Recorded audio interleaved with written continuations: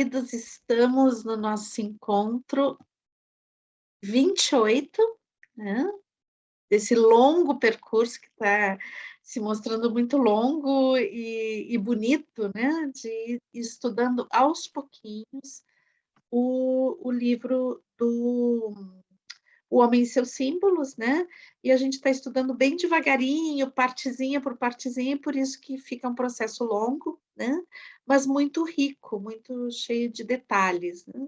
Então, lembrando que a gente está pegando cada capítulo e dividindo nos subcapítulos e comentando cada um, e cada encontro é um comentário a respeito de uma partezinha, né, do texto, que a gente está agora no quarto capítulo, que é o capítulo escrito pela Aniela Jafé, e que trata sobre arte, né, sobre o simbolismo da arte.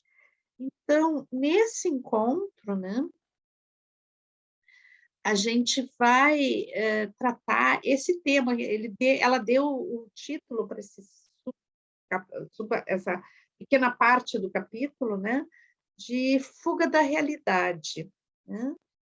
E daí vamos entender um pouquinho o que é essa fuga da realidade, porque a princípio parece, né, ela está falando da arte como algo para nos tirar, né, desse contato, talvez com uma realidade dura, né, mas, ao mesmo tempo, ela já falou anteriormente tantas vezes, né, em mais de uma ocasião, ela trouxe a questão de que a arte ela é impossível fugir do espírito da época, né, o artista não consegue sair do espírito da época. Então, o que é essa fuga da realidade se eu estou dentro do espírito da época? E hoje eu acho que enquanto a gente conversava e via um pouquinho as produções que vocês fizeram essa semana, né, e o quanto que para alguns é tão importante a arte como forma de expressão, né, então eu entendo que também a arte, né, ela ela tem esse papel que não é exatamente uma fuga, né, não sei como é que isso seria no original, né, a gente tem também as questões das traduções, então não sei se fuga seria exatamente a palavra que ela usou lá no original, né, mas eu entendo que não é exatamente uma fuga de sair da realidade, mas sim de integrá-la, buscar entender a sua profundidade e integrá-la ela dentro das suas várias nuances, né? Inclusive expressando, né, às vezes, o sofrimento que essa realidade tem, né? Então, como uma forma de elaborar, de tentar compreender, tentar ter acesso à consciência a partir da expressão. Bom, então, acho que tem essa fuga, né? Na realidade, tem também um monte de integração nisso. Tem estados alterados de consciência que são acessados através da produção artística e que traz ao artista, né, uma maior consciência. E também quando a gente vê a obra, né, a gente é provocado, a obra nos fala, né, nos provoca em certo sentido e nos faz pensar, né.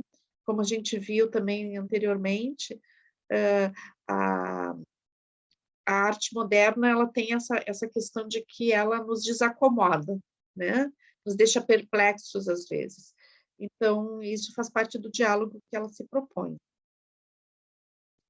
E hoje, então, a gente vai ver um pouquinho, né, da questão da arte e a ciência. Por que que a arte moderna, ela tem essa forma de expressão, né, tão diferente da arte anterior, né? Então, que estava com um compromisso muito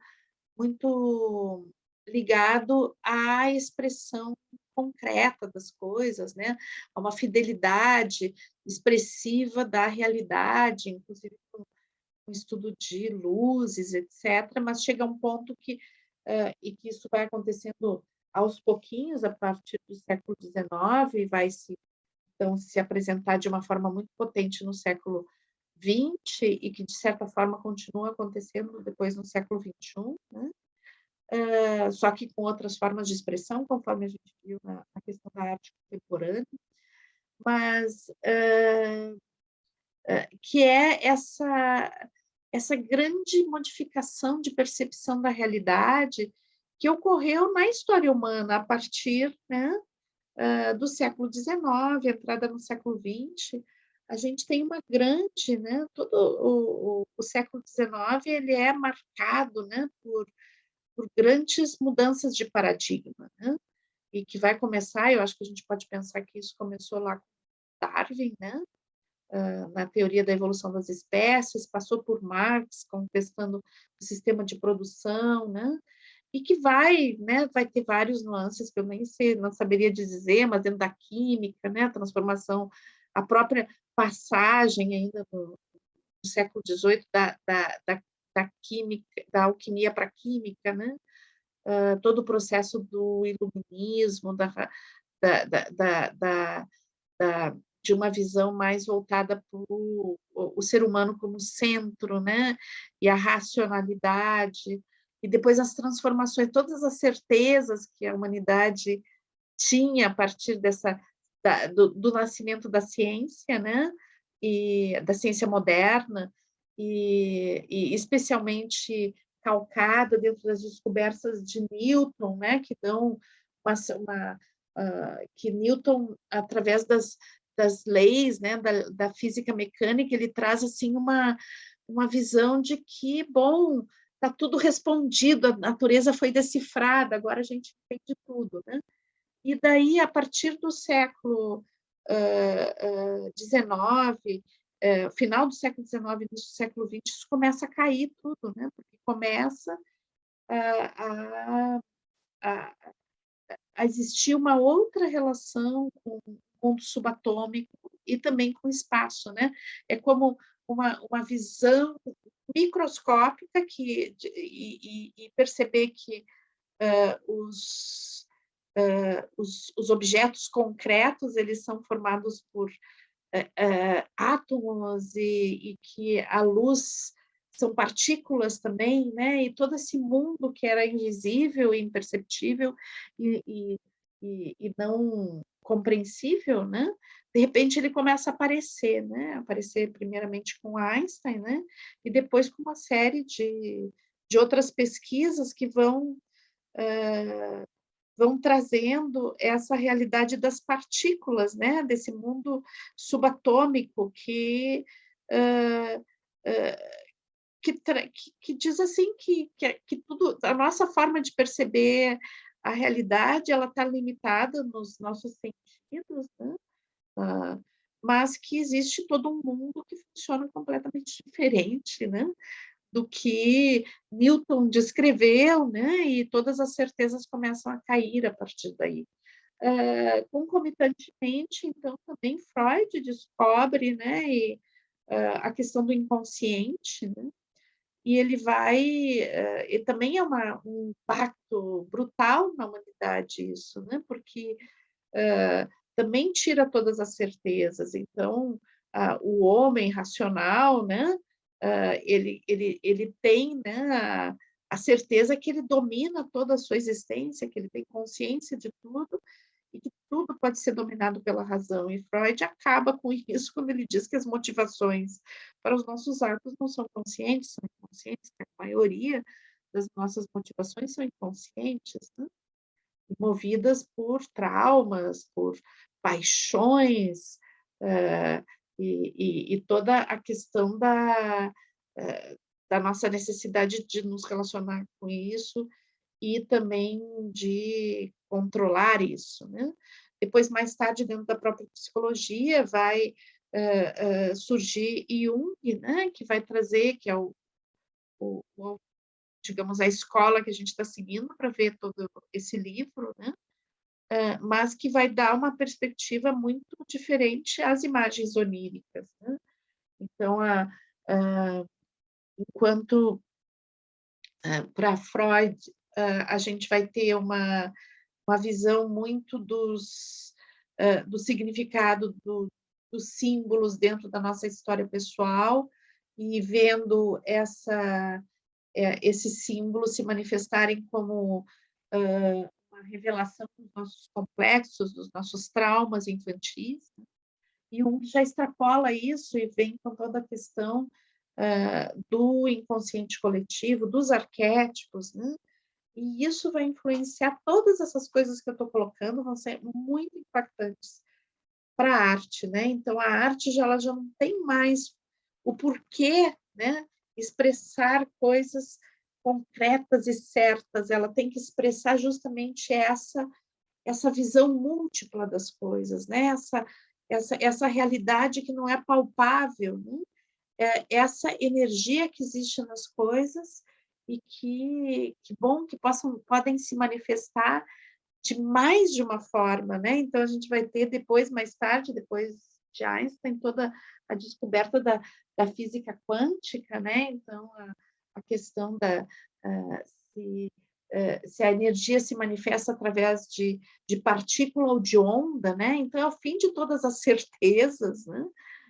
E se descobre um universo não observável na realidade, né? Um, onde tudo está interligado, né?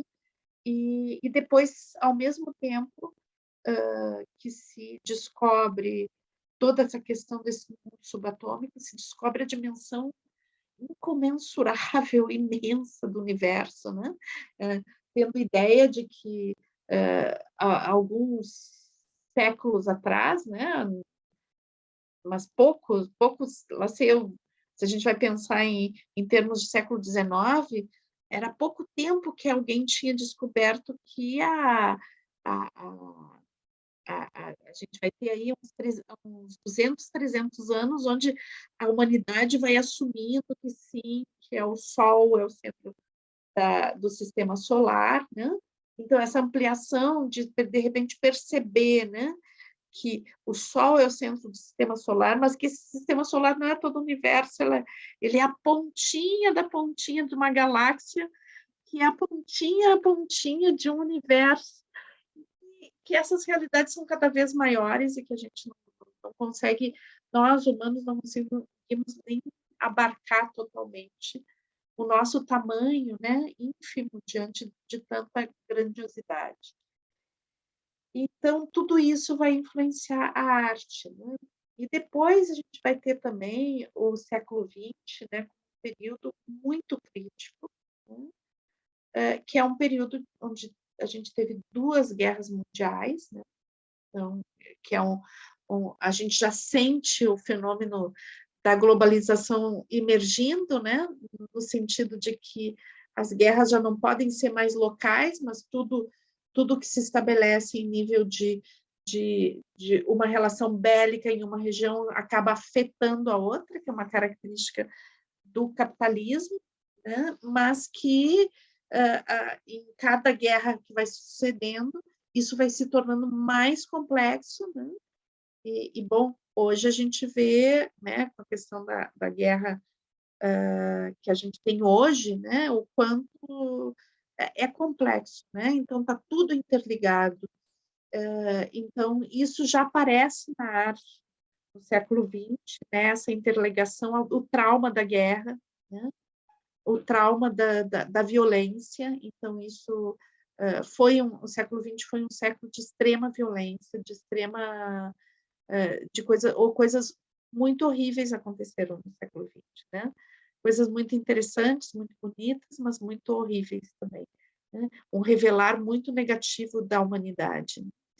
E, por fim, assim, toda essa evolução da física que vai acabar na física, na produção da bomba atômica, né? As explosões de Hiroshima e Nagasaki, a Guerra Fria, tudo isso impactando, né, na arte, né? Na arte que vai expressar essas contradições, esse sofrimento, esse mundo todo facetado, com 1000 possibilidades, com 1000 visões, né? Então, é o espírito da época se revelando na arte, né? Não teria mais como uma produção clássica da arte se expressar diante do mundo onde tudo está mudando e nenhuma certeza existe.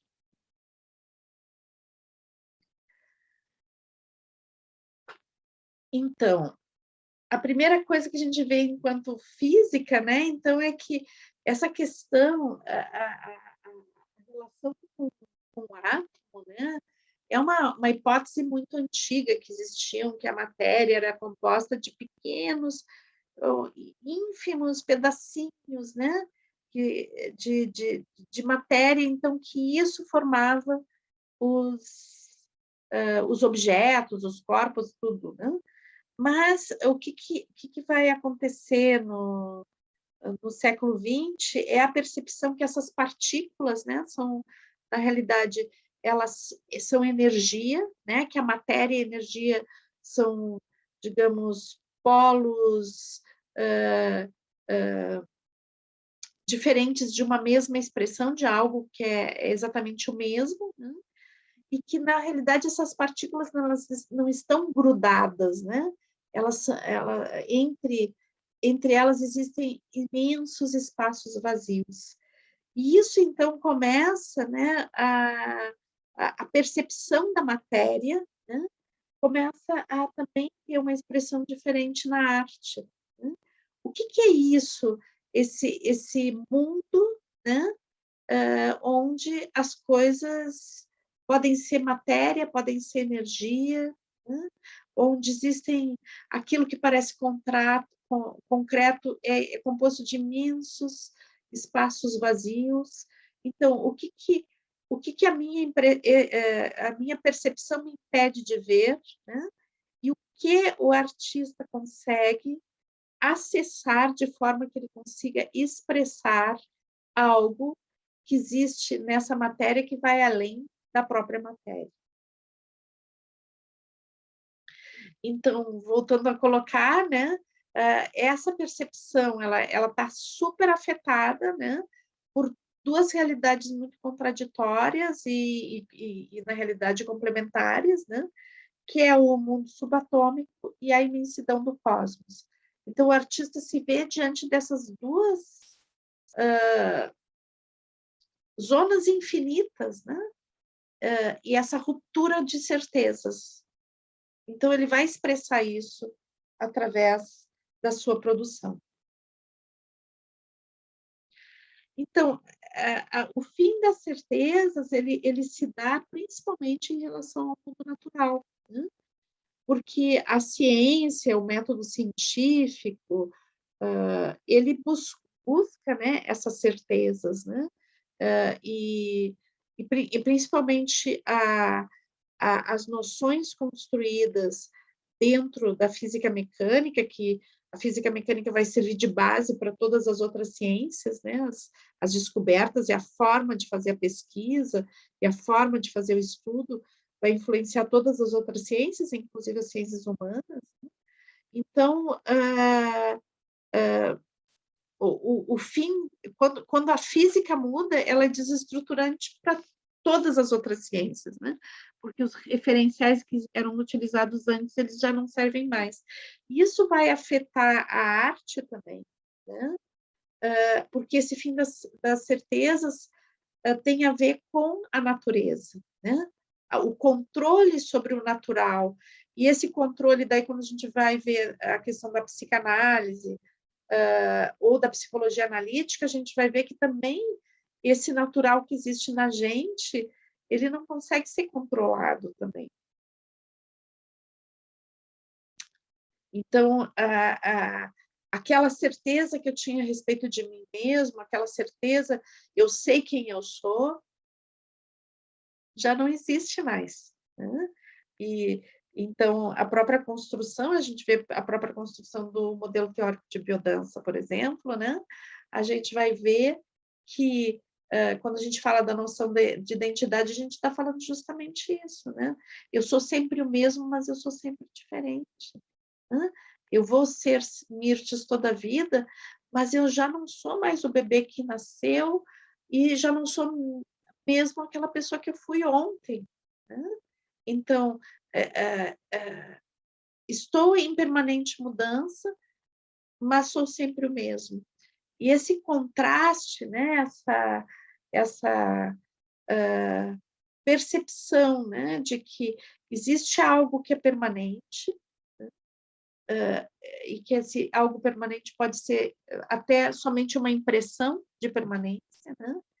E algo que se move e que as nossas tentativas de explicar, elas conseguem abarcar uma pequena parcela de uma totalidade que é imensa.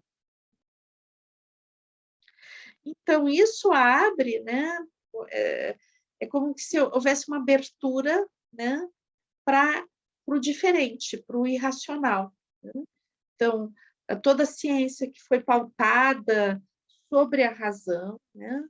Sobre as certezas e a racionalidade, de repente é obrigada a entrar em contato com aquilo que não é racional, né? Aquilo que não é mensurável, aquilo que não é controlável. E então, ou previsível, né? Então, isso vai se manifestar também através da arte, né? Uma arte que não tem um formato específico, né? Então, a gente começa a entrar dentro da arte abstrata, né? A arte que não tem formas específicas, que pode falar tudo e nada ao mesmo tempo.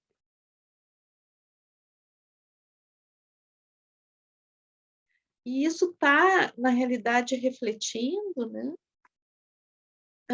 Exatamente esse contínuo espaço-tempo que traz a física, né? Digamos que dentro da física mecânica é uma grande certeza, e dentro da física quântica e também da percepção de Einstein, né, vai ser na realidade relativo, né? Então a gente vai ver, principalmente dentro, Einstein vai ser a primeira pessoa que vai falar disso, né? Que depende de onde eu estou, o tempo vai passar de diferente, né? Ele tem uma série de experimentos que eu jamais conseguiria, ao menos por hora, né? Não posso dizer jamais, mas eu não conseguiria reproduzir para vocês exatamente como são esses experimentos em relação a um observador que está olhando um trem passar e uma pessoa que está dentro do trem, né? Ele faz toda uma especulação sobre isso, né? E consegue provar, né, que existe a noção de espaço e de tempos é relativa, né? Ela depende do daquele observador, daquela pessoa que observa, né? Bom, isso depois vai avançar de uma forma muito mais complexa, né? Dentro da questão dos campos gravitacionais, etc., né? Então, tudo isso, né? Essa questão que nos leva para o mundo externo como que se perde todas as certezas, né? E quando a gente entra no inconsciente, a gente vai encontrar o mesmo tipo de expressão, né? Uma expressão onde o tempo e o espaço não existem, onde a gente pode ter acesso a diversos tipos de espaço e onde o tempo, o presente, passado e futuro não tem coerência para o inconsciente, né? Essa não é uma linguagem do inconsciente. Então, a arte, à medida que vai se avançando nessa percepção, a arte começa a expressar isso, né? Começa a estar nessa, nessa, nessa busca mas o importante é perceber que isso não é uma busca racional, não é que o artista leu, lá sei eu, Einstein, leu Freud, de, ok, como é que eu expresso essa ideia através da arte? Não, é o espírito da época que está carregado dessa, desse clima, dessa como uma grande onda, né? Uma onda que vai permeando as pessoas, né? E o artista busca expressar, né? Então, é como um grande oceano, a gente fica imerso, né? Dentro dessas questões que acontecem historicamente, né? A história como um lugar onde a gente está imerso, e que o artista capta isso de alguma forma, que não é racional, e vai expressar, né? Então, a Aniela, ela, inclusive, ela diz que muitos artistas chegam no extremo disso, que poderiam colocar em risco, inclusive, a sua saúde mental, né? Porque entram numa coisa de um contato com o incompreensível e com energias muito potentes do inconsciente, né? Que fica numa, numa linha entre a genialidade e a loucura, né? Muito tênue, porque tem contato com elementos inconscientes, às vezes, sem a necessária progressividade.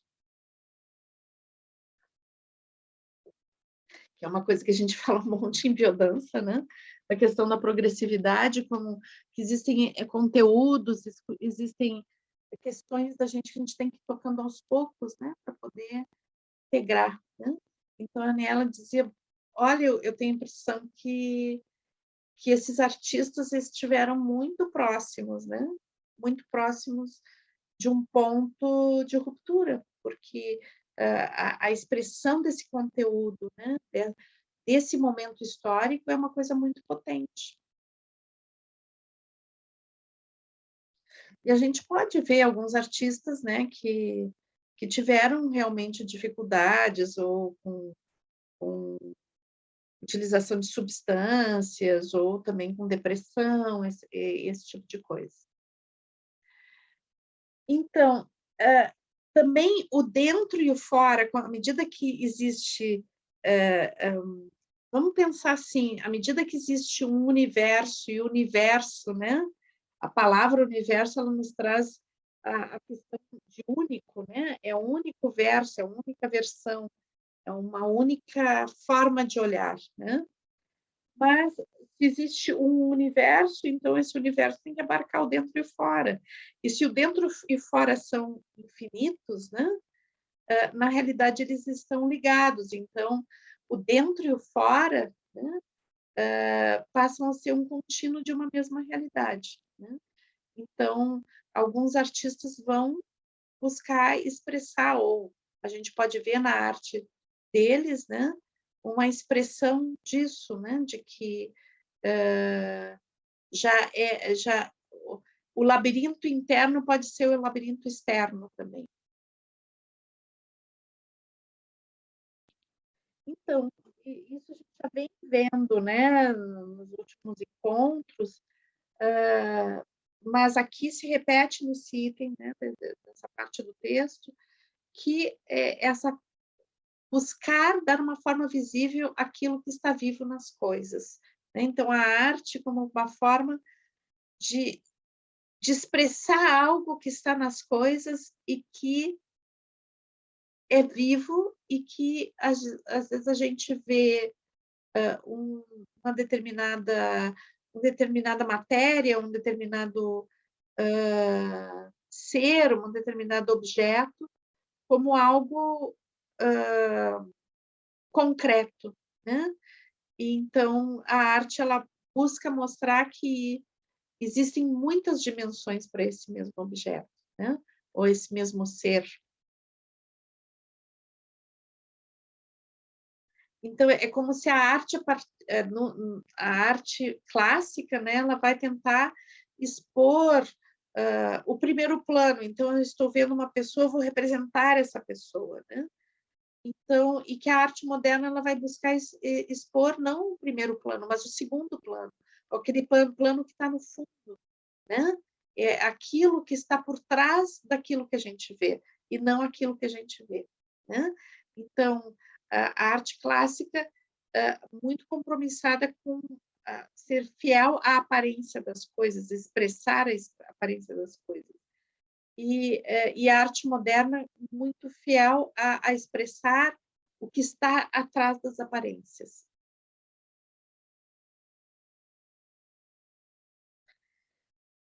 Então, isso vai chegando num nível dentro da arte moderna, né, onde se busca, né, a partir da arte abstrata, se busca um nível de expressão, né,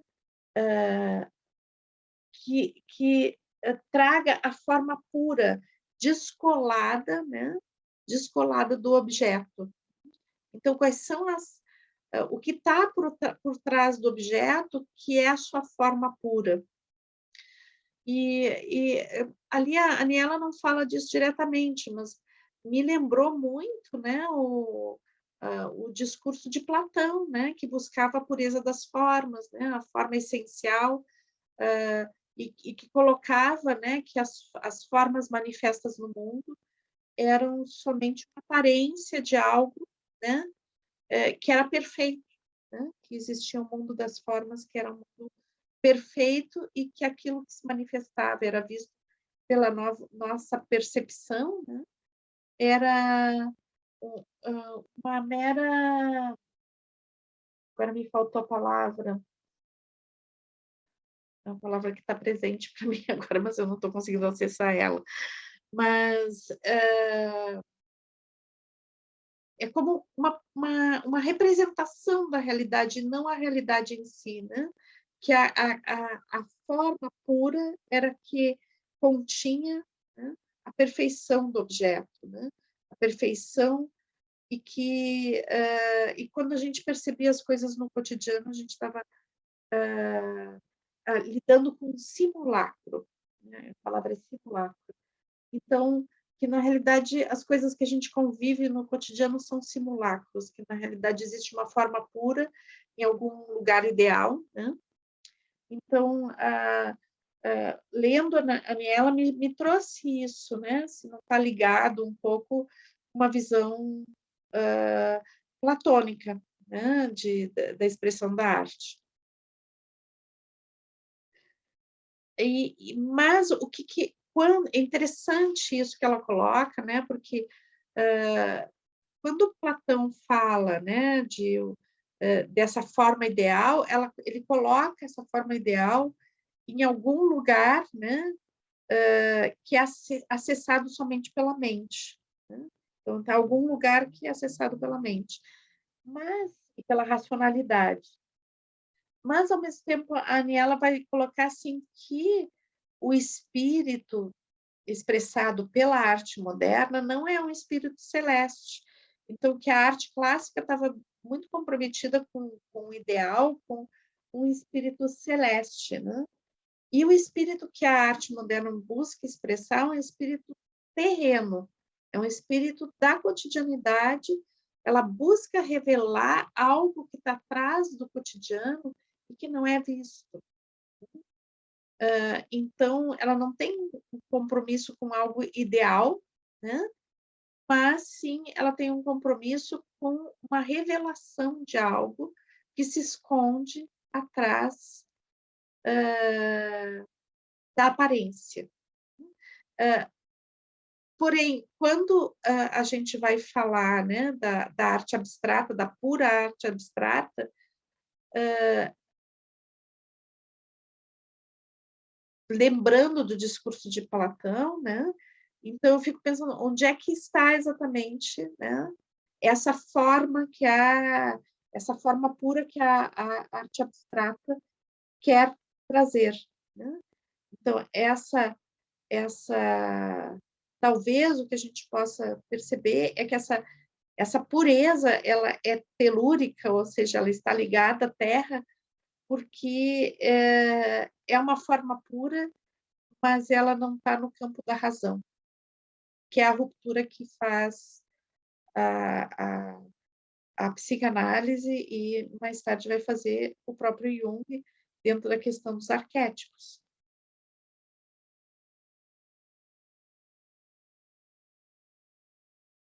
Então, é como que existisse na arte moderna uma mística, né?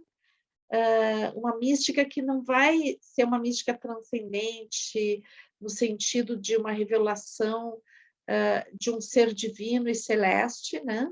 Mas sim, que era, por exemplo, a arte sacra estava muito ligada a isso, né? Uma revelação de Deus aqui na Terra, uma revelação de uma energia crística, né? A mística da arte moderna é revelar o oculto, o íntimo que existe no cotidiano. Também tem um textinho aqui, um pequeno texto que eu trouxe dela comentando a respeito desse cara do Paul Klee, né? Então, como acrescenta Paul Klee, não é apenas uma questão de reproduzir o que se vê, mas de tornar visível tudo o que se percebe secretamente. E daí, então, ela vai colocar de alguns artistas que se comprometem tanto com essa questão do abstrato, né? E que vão tornar isso vivencial, né? Então, ela vai falar especificamente desse Jackson Pollock, né? Que é um cara que vai pintar em estado alterado de consciência, ele não tinha o mínimo controle sobre o que ele estava pintando, né? Ele era o médium que deixava a coisa acontecer, né? Então, inclusive, eu não trouxe a obra dele aqui, né? A gente tem um pouquinho lá atrás, deixa eu voltar aqui para a gente ver. Esse aqui é uma obra dele, tá? Então, mas ele vai deixar, ele se torna um médium da expressão da própria arte, né? Então, se deixando guiar por uma força que está além dele, enquanto estrutura de ego. E também ela vai trazer essa questão do abstrato puro, né? Quando o abstrato ele é puro, e às vezes é interessante, né? Porque às vezes o abstrato ele nos causa uma impressão, né? Ao menos a mim, às vezes me causa uma coisa de quase que eu não consigo me identificar, né?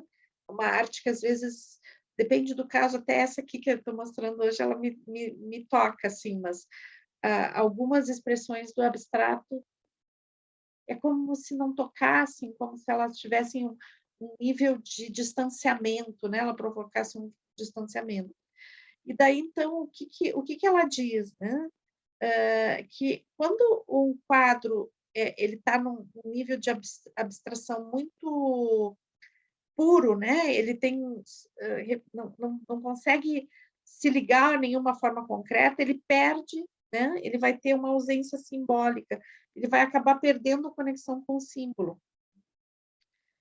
E o símbolo é a ponte, né, que o quadro, que a obra de arte tem para nos levar ao desconhecido. Por isso que ela nos toca, né? Aquele elemento que às vezes é incômodo, às vezes é fascinante, às vezes nos deixa perplexos, né?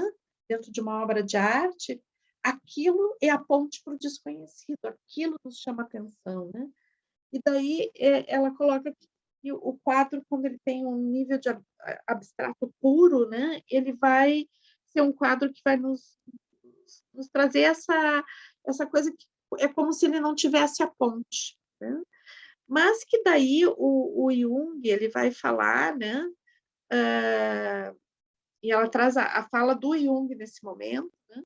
Ele diz assim que é interessante que realmente o quadro, a arte abstrata, às vezes ela não consegue provocar esse nível de essa chave que nos leva ao desconhecido, mas que existe um nível também da arte abstrata que ela nos coloca, que ela vai falar de um universo desconhecido e que está além da nossa consciência racional, que é o universo, por exemplo, subatômico, das partículas, né?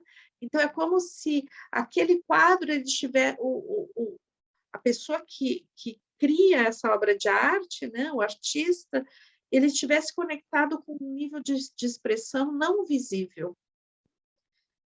E que, muitas vezes, a composição desses quadros tem a ver são muito semelhantes a uma representação de um componente químico no nível subatômico, né? Então, que existe então, que na realidade a arte ela acaba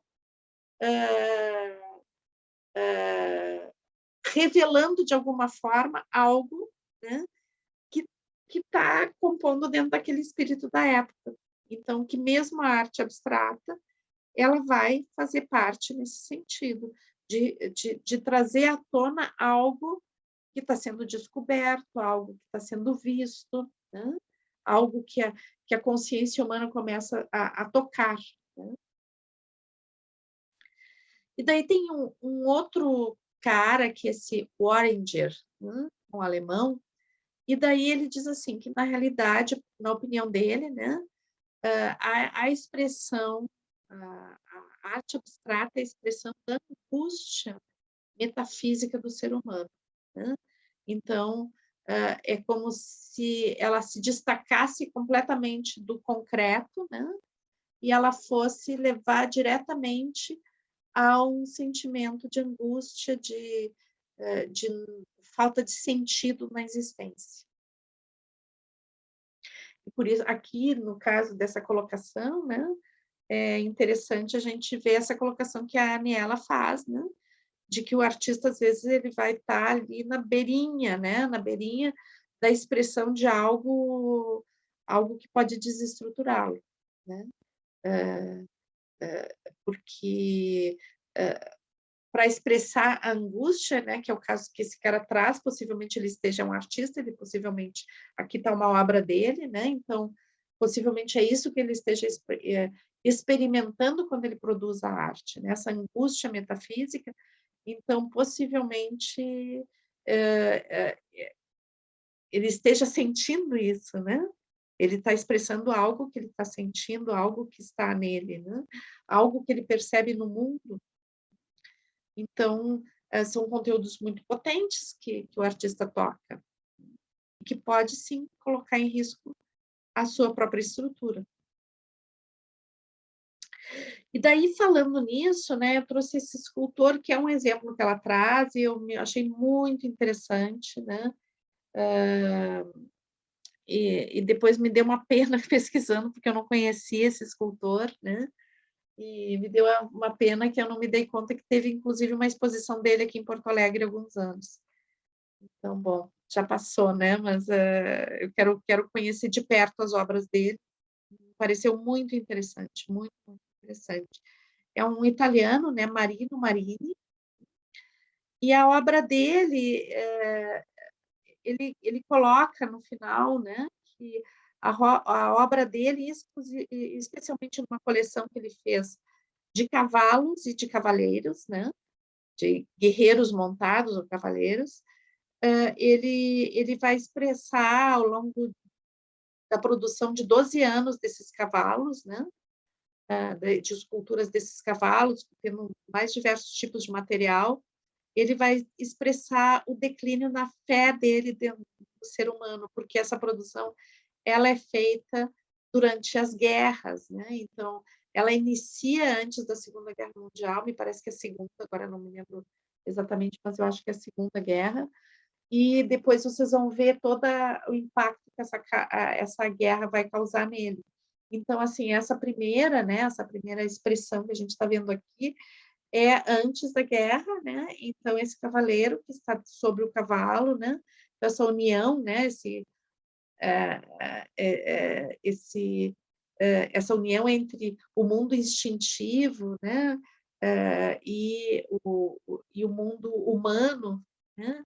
O mundo racional, tendo como uma certa harmonia, né? Uma certa, ok, estamos convivendo, estamos aqui juntos, né? Então vamos ver como é que isso vai acontecendo depois para ele, né? Então aqui a gente já tem duas obras que já estão sendo afetadas por essa sensação de descrédito no humano, né? Essa perda de fé no humano. Então, a gente vai ver que começa a produção dos cavalos, os cavalos começam a ter expressões faciais, né?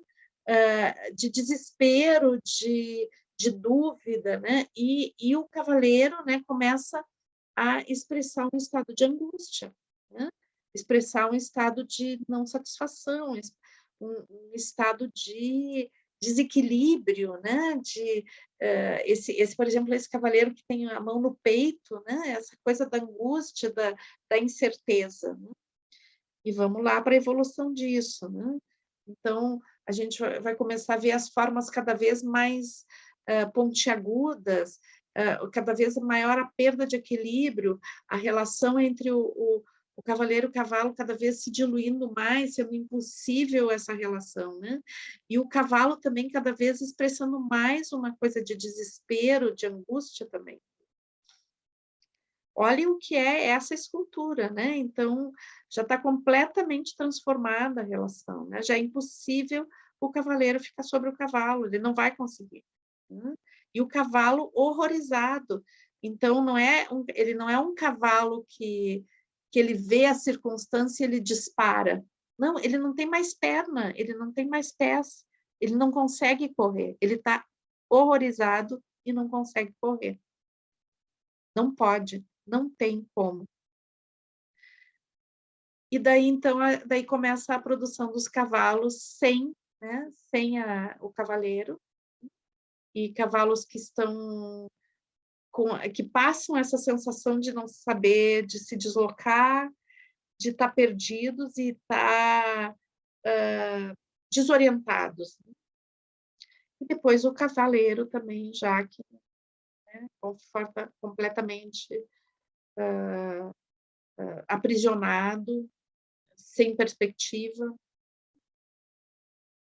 Então, desculpem trazer uma coisa tão triste assim, né? Mas eu acho que é um exemplo muito, muito potente, né? E eu gostei muito da produção desse artista, porque ele falou realmente, né, através da sua expressão artística, de algo que estava acontecendo muito potente, né?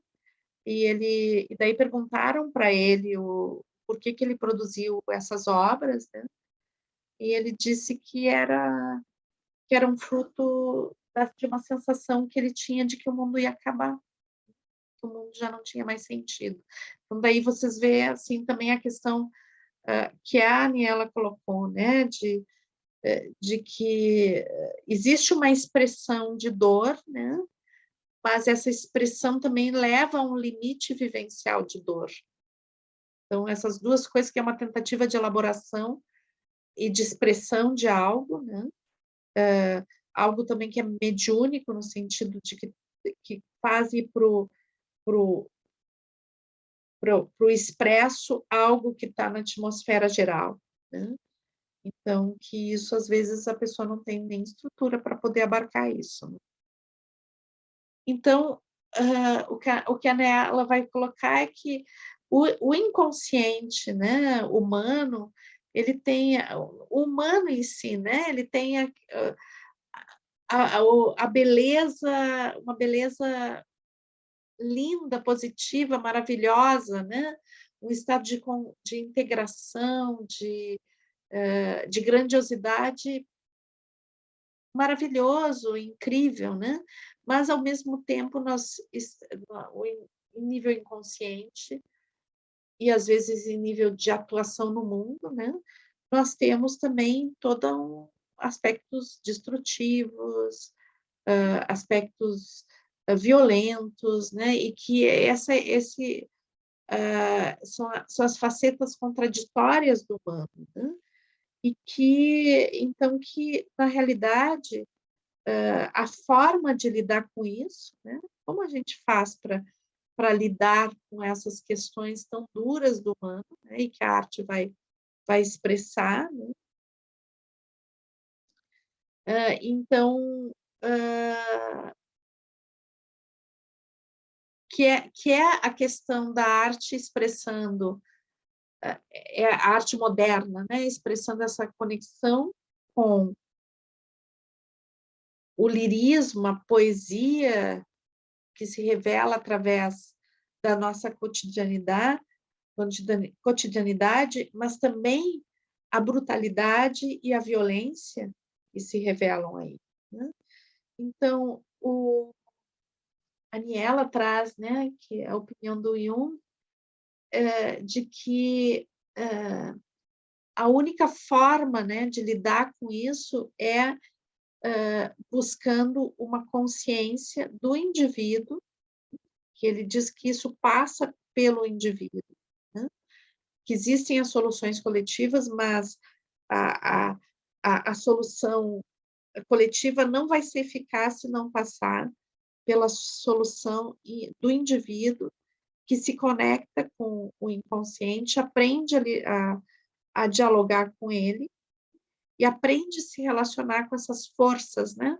Essas forças poéticas, líricas, mas também brutais e violentas. Isso está presente dentro de todos nós, e a única forma de lidar de uma forma saudável com isso é conhecendo e trabalhando esses aspectos.